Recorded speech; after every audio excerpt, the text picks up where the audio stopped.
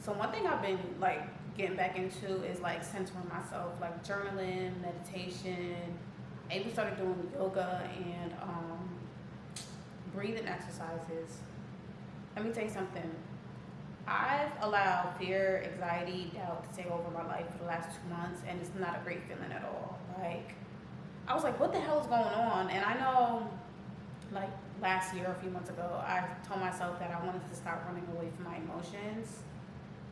And those in particular ones I don't like. I don't ever want to, like, feel that again. You know what I'm saying? And I miss being how I was, or I miss feeling how I felt when I was more centered. You know, I just allowed things to get out of control. And I want to be able to take that control back, you know what I'm saying?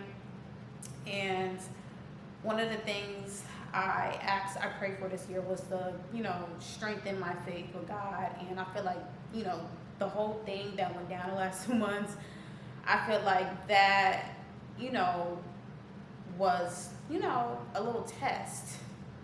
And it's just crazy. Like when you pray for something, that's why I say you gotta be careful. Like when you pray for certain things and how you're gonna receive it, or or whatever, because like it'll definitely just like hit you out of nowhere. And I'm like, yeah, maybe I should have just been a little more specific on how I wanted my faith to be strengthened a little bit. I don't know, but yeah. But yeah, I just want to get back into getting back into having control over my thoughts, you know what I'm saying? Because your thoughts are powerful. And I feel like with the anxiety and the fear, that manifests this, and I felt it internally, and I'm just like, I was just so sucked in, and just so like, it was just not a good, it's not a good feeling to be in. If you've been through anxiety or struggle with anxiety, then you know how that feeling is. You just want it to stop. And I know I have family to talk to, and a good support system. And I'm not really good at being like vocal about like anything that I'm going through, because I don't want to seem like a burden, and maybe that's one thing I do need to work on as well. But yeah, I just told myself, like, you got yourself in this. You kind of need to get yourself out of this. Like, nobody else is going to help you but you.